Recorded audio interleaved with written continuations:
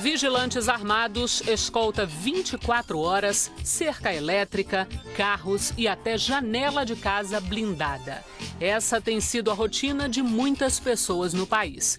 Com o aumento da criminalidade, o brasileiro tem procurado alternativas para ter uma vida mais tranquila. Dados do Instituto de Pesquisa Econômica Aplicada apontam que só no Distrito Federal o gasto anual com segurança chega a 8,5 bilhões de reais. Isso se somarmos o orçamento público destinado à segurança e o que é gasto pelos cidadãos, o que corresponde a 5% do PIB do Distrito Federal. Países desenvolvidos como Canadá, Japão e Austrália consomem apenas 1% do PIB. Nos Estados Unidos, o percentual é de 2%. O Brasil gastou em 2011 cerca de 50 bilhões de reais com segurança. Os efeitos da insegurança pública têm imediata repercussão no crescimento no setor de segurança privada. De acordo com dados da Associação Brasileira das Empresas de Sistemas Eletrônicos de Segurança, ABESE, o mercado de segurança privada cresce 14% ao ano. Especialistas criticam o aumento da violência, da inclusão de itens de segurança no orçamento das famílias e da qualidade dos investimentos por parte do governo. E explicam que, em uma situação ideal, sem violência, o dinheiro gasto poderia estar sendo destinado para outras áreas sociais, como educação e saúde. Então, como mudar esse quadro? As empresas especializadas em segurança vão continuar crescendo? Faltam investimentos ou eles são mal aproveitados?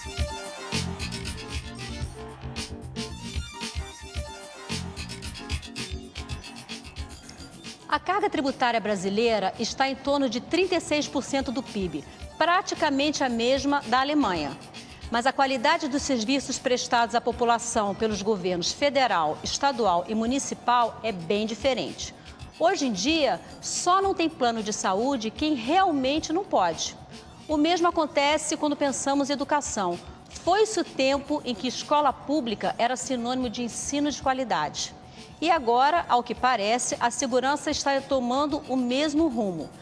Donos de loja e empresários, moradores de condomínios, por exemplo, investem cada vez mais em segurança privada.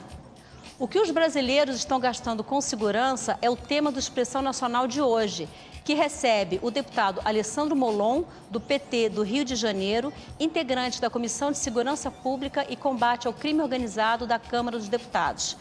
Lia Zanota Machado, professora da Universidade de Brasília, especialista em violência e segurança pública.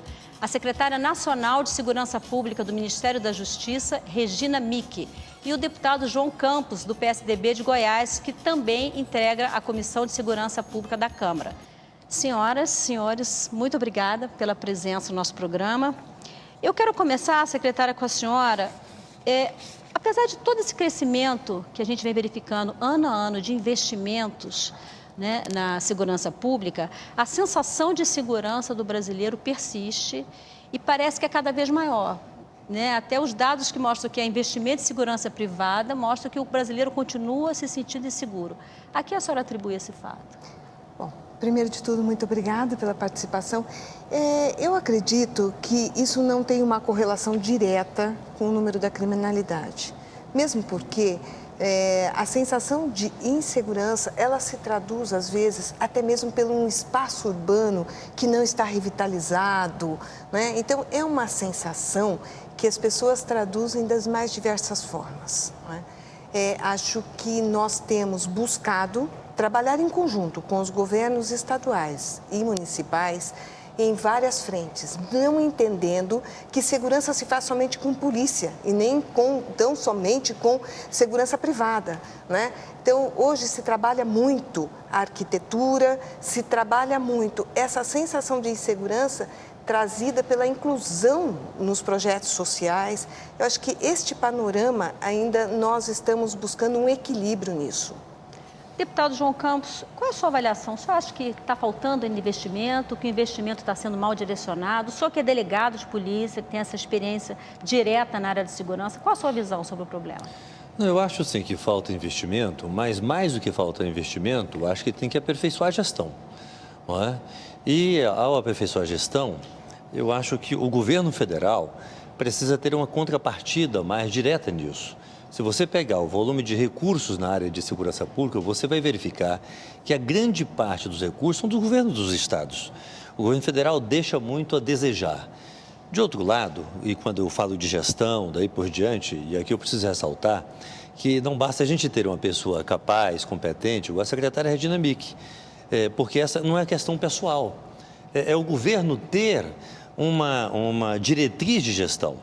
Por exemplo, o governo da presidente Dilma tinha um compromisso de já no início desse mandato, pactuar com os estados, chamar os governadores, porque essa não é responsabilidade de municípios e de estados, é uma responsabilidade do Estado brasileiro.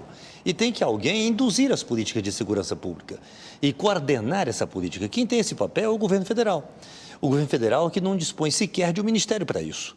A secretária Regina Mick faz, aqui usando uma palavra, um jargão popular, das tripas coração, para executar o mínimo possível. Porque a estrutura é apenas de uma secretaria dentro do Ministério da Justiça que é composto por inúmeras secretarias, e essa não é a mais importante do Ministério. Então, acho que a gente precisa avançar nessa área, principalmente do governo federal realizar o seu papel. Deputado Alessandro Molon, uma pesquisa recentemente feita e divulgada pelo Anuário Brasileiro de Segurança Pública mostra que 65% dos entrevistados afirmam que a polícia é nada ou pouco confiável. E 51% que o judiciário também é nada ou pouco confiável. Dá para a gente acreditar em melhoria de segurança pública quando a percepção da população sobre a polícia e o judiciário é tão ruim?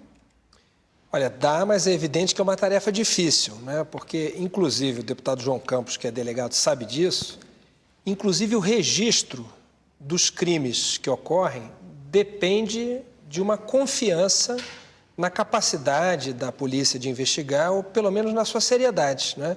Então, na medida em que esse grau de confiança nas polícias cai, nós aumentamos a subnotificação, ou seja, a quantidade de crimes que são praticados e que sequer chegam ao conhecimento da autoridade policial. Isso é um problema ainda mais grave, porque, como falava o deputado, não basta dinheiro, é preciso gestão, e não se faz gestão sem informação. E como fazer gestão se o próprio cidadão, muitas vezes, é desestimulado por essa desconfiança, ou até mesmo por maus profissionais, que existem em todas as áreas, infelizmente nós sabemos disso, né? Que às vezes, inclusive, desaconselham o registro de ocorrência, né? Como se a prática de um crime menor fosse menos importante e, portanto, não devesse ser notificada. Então, elementos como esse, como a perda da confiança nas polícias, ou nas instituições em geral, como, por exemplo, no Poder Judiciário, até mesmo no Poder Legislativo, nos políticos, isso contribui negativamente para o enfrentamento dessas questões. Por isso, esse também é um problema que afeta diretamente na informação, sem a qual não se tem uma gestão eficiente de segurança. Muitas vezes, alguns casos só chegam ao conhecimento da autoridade policial quando a pessoa chega ao hospital público e ali ela é, muitas vezes, obrigada, praticamente, a dizer o que aconteceu, né? Esse é um exemplo. Outros exemplos são, às vezes, crimes que ocorrem até mesmo fora do espaço público, crimes que ocorrem também no espaço privado, nas casas, nas famílias. Há pouco tempo nós debatemos muito uma espécie de crime. Estamos falando aqui do crime de abuso sexual de crianças e adolescentes. Isso é uma outra tarefa de chegar ao conhecimento da autoridade policial. E, além disso, crimes menores, como muitas vezes o cidadão se sente desmotivado a ir registrar um furto numa delegacia. Um furto de um som de um carro, por exemplo, né?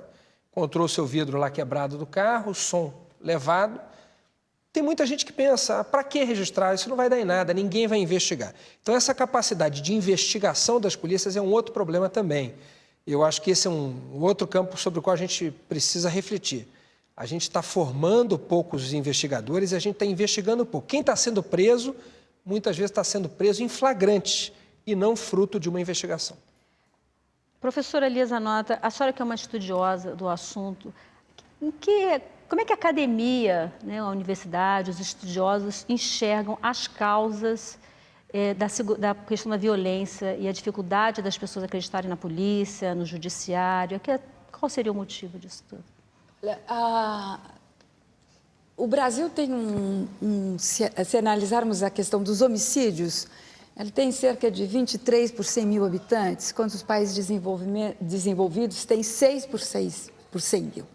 Ou seja, nós realmente temos, em termos de um dado, que é um dos poucos que nós temos segurança, que é o dado de homicídio, nós temos uma alta taxa de homicídio. Então, internacionalmente, ela é muito alta e ela se revela tanto de jovens homens matando homens jovens, quanto também, comparativamente, embora o número de mulheres mortas, a violência contra as mulheres, ela é cotidiana, mas ela chega à morte, e ela chega à morte no Brasil cerca de 5 por 100 mil habitantes, quer dizer, ela é mais alta, às vezes, do que as taxas totais de homicídios em países desenvolvidos. Então, nós temos que pensar que, sim, nós estamos num país em que a violência é muito alta e que, embora tenha baixado em algumas capitais, como São Paulo e Rio, ela aumenta em algumas cidades de médio porte e ela atinge, como o deputado disse, ela atinge não só homicídios, como ela atinge também crimes sexuais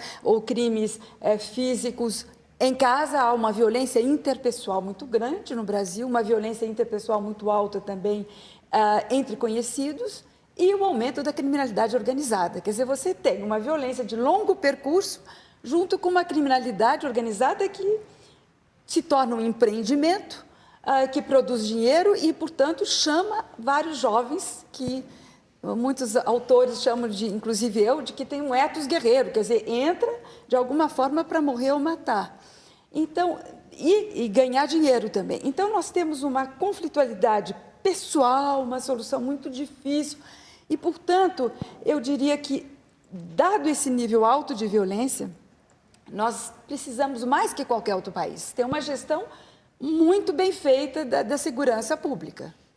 E essa gestão, eu acho, deputado, que ela depende da coordenação e da indução de políticas da área federal, mas ela também depende muito das secretarias estaduais e das secretarias municipais. E eu acho que está faltando gestão em todos os níveis. Por exemplo, pesquisadores como eu reclamamos muito, por exemplo, para dar um quadro melhor da violência e da criminalidade, que os dados de pesquisa sobre violência no Brasil, criminalidade, roubo, sabemos que está aumentando, mas não sabemos exatamente o número, porque cada Secretaria de Segurança Estadual, Municipal e cada delegacia reporta esses números a seu modo.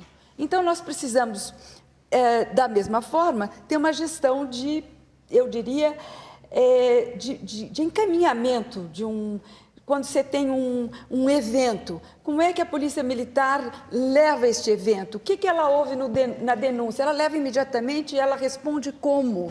Como é que isso passa para a Polícia Civil? Como é que você vai ser investigado ou não? Então, a gestão, me parece, os recursos são fundamentais, a gestão é extraordinariamente necessária a ser modificada.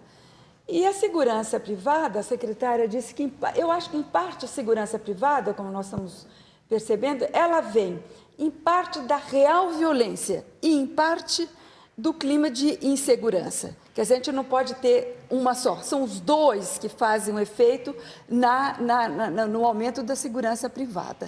Secretária Regina Mick, todas as falas aqui foi dito falando sobre gestão, né? O deputado João Campos falou que a senhora faz das tripas coração para desempenhar o seu trabalho, né? Que a sua secretaria não é a mais importante do Ministério da Justiça. Ele acha que, inclusive, deveria haver um ministério ou uma secretaria com status de ministério para cuidar do assunto. Gostaria que a senhora comentasse. Eu acho que todos nós levamos a conversa até para o mesmo rumo. Ou seja, a gestão. Concordo em tudo. Professora, como ter gestão se eu não tenho dados padronizados num país, né, continental? Não é só o pesquisador que reclama. Exatamente. O gerenciamento que é eu para avaliar, para que eu possa, né, fomentar uma política, eu preciso de um diagnóstico, um planejamento, a execução e que eu possa avaliar esta política, não só com indicadores de esforço, mas indicadores de efetividade da política.